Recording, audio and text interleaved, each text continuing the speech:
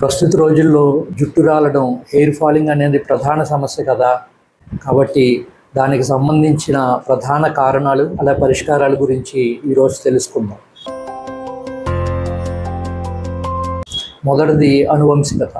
అంటే వంశపారంపర్యంగా జీన్స్ వలన వచ్చే హెయిర్ ఫాలింగ్, జుట్టు రాలడం అనే సమస్య. దీనినే ఆండ్రోజెనిక్ ఎలోపీషియా అని అంటారు.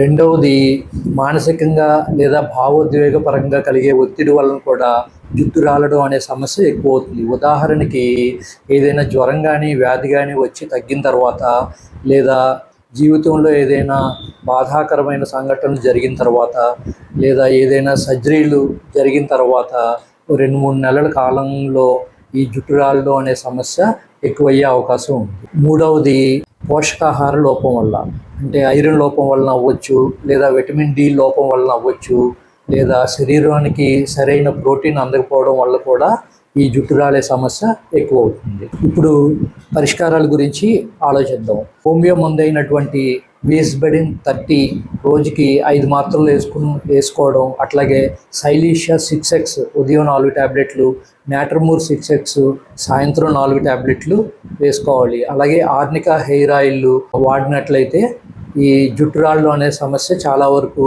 తగ్గుతుంది. అందరికీ ధన్యవాదాలు.